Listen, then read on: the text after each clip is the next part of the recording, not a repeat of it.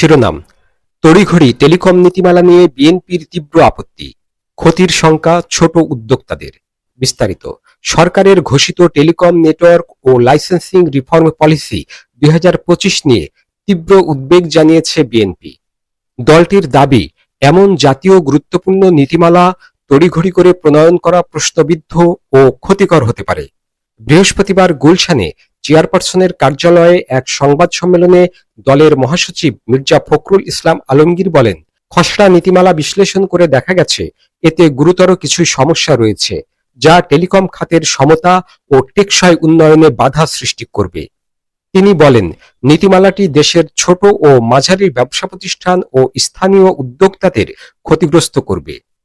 ফখরুল সরকারের উদ্দেশ্যে বলেন, এই জাতীয় গুরুত্বপূর্ণ নীতি বাস্তবায়নের আগে পূর্ণাঙ্গ আর্থিক ও সামাজিক প্রভাব বিশ্লেষণ করতে হবে। এসএমই, প্রযুক্তি বিশেষজ্ঞ ও ভোক্তা সংগঠন সহ সংশ্লিষ্ট সব পক্ষের অংশগ্রহণে আলোচনা করতে হবে। জাতীয় নির্বাচন সামনে রেখে একতরফাভাবে এমন নীতিমালা প্রণয়নকে সমীচীন নয় বলেও মন্তব্য করেন তিনি।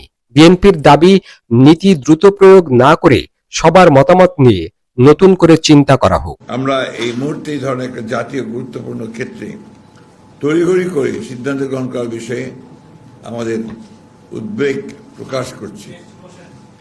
এই নীতির উদ্দেশ্য হল লাইসেন্সিং পদ্ধতি সহজ করা, প্রযুক্তিগত অগ্রগতি উৎসাহিত করা, গ্রামীণ জনগণের ডিজিটাল অন্তর্ভুক্তি বাড়ানো, যা অবশ্যই ইতিবাচক একটি বিষয়। তবে খসড়া নীতিমালা